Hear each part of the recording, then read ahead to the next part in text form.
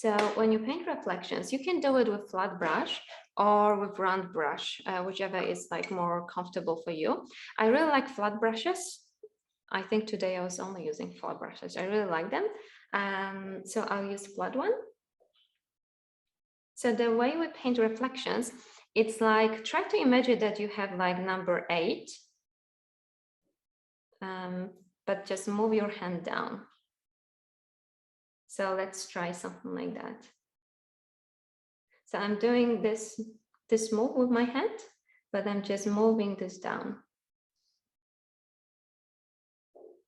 Okay, something like that.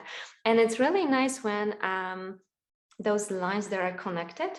So I think it looks so much better comparing to if you did something like that.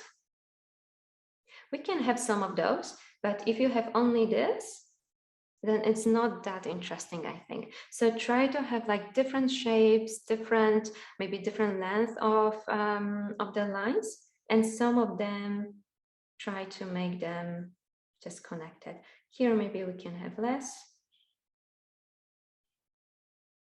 Something like that. If you want, you can try on different paper just to get this this movement of your hand. Yeah, I think it's important not to have it totally disconnected, but it's also, I think, important not to have it totally connected.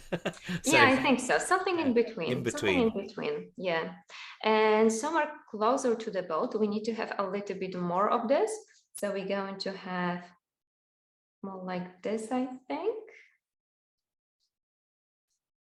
And then the reflections goes lighter and lighter and even lighter. Okay, because the shadow comes into play up Mm-hmm. front.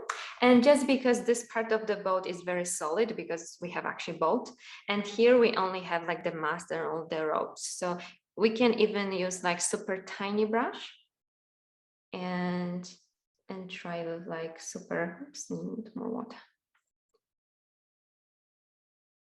And try with something like that. Yeah, so if you want to try with like different paper just to get, you know, like this hand moving in the way you want. Yeah, that's the thing about watercolor. If you do something once, you can't, well, you can fix it, but it's more complicated. So I really like to try first.